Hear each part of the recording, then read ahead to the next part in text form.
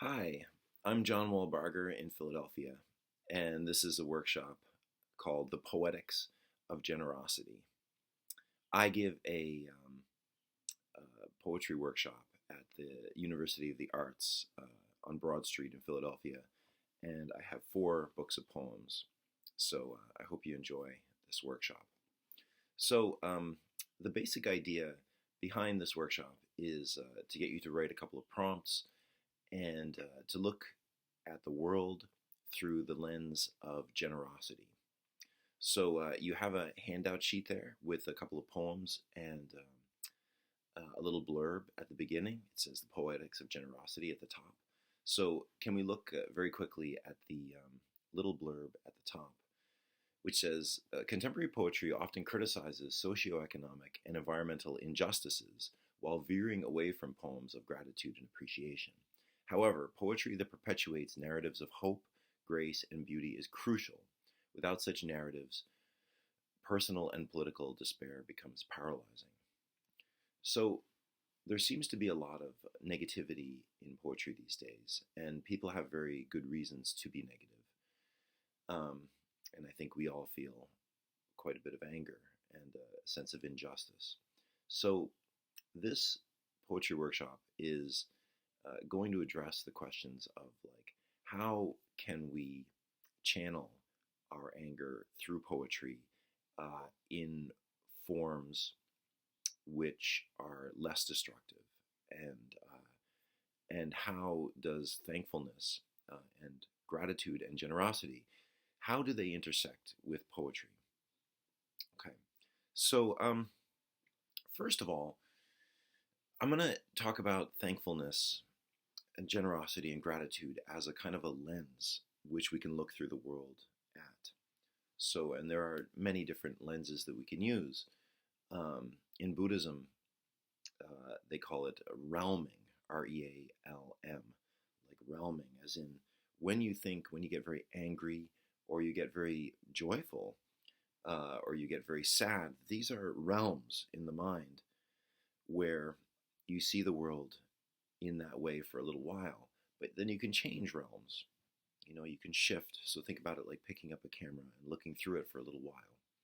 So what I'm suggesting is that with a bit of practice, that we can use the realm of thankfulness and generosity, uh, and that this actually feels good. It can be cathartic, and it is a way of approaching poems, which a lot of poets use. In fact, I think of it as one of the secrets of poetry.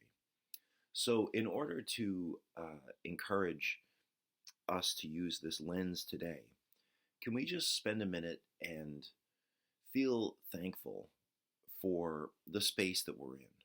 Like, just take a second and breathe and think about the space that you're in and thank the builders for building this building. Just even in your mind, you can look around and thank these other students for coming to class, and thank the administrators for setting this up for you. Thank your professor. Thank the technology. And if it's raining out, you can feel thankful for that. And if it's sunny, you can feel thankful for that. And there's a whole lot of people who've been working to get us where we are today. And later on, we'll talk about the deeper connections like our parents and our friends and our loved ones, and connect to them as well. But first of all, we spend a lot of time being angry, so just spend a moment and get in touch with that side of yourself, which is positive. So, I mean, for one thing, I feel very thankful to be able to be a poet in a world like this, and which is so, it turns because of money. And where is there space for poetry in a world like this? How am I able to live my life? It's a kind of impossibility. It's a beautiful impossibility. And I feel thankful that I've been invited to give this workshop to you. So just get in touch with that sense of thankfulness. And and let's look back at the page here, the Poetics of Generosity page that I've handed out. Look at the first of the 2 definitions. So generosity, the quality of being kind and generous. So let's just focus. I know I'm going very slowly here, and it might all seem very simple, and it'll get more complex and thorny in a second. but let's just try to focus on all the positive things and all the kindness in your big hearts. Okay? Okay, so go to the bottom of that first page at the James Baldwin quote, which I want to read, which I really like. James Baldwin says, "It is rare indeed that people give. Most people guard and keep. They suppose that it is they themselves and what they identify with themselves that they are guarding and keeping, whereas what they are actually guarding and keeping is their system of reality and what they assume themselves to be." So, what I like about this is that when we're feeling ingrateful, as James Baldwin describes, there is a sense of otherness, like a sense of them and us, and we're guarding ourselves, we're protecting ourselves. So maybe when we get afraid or we have a bad day, we connect ourselves, we seal ourselves in and protect ourselves, we incubate ourselves, and then we blame other people for it. So there's a sense of otherness here.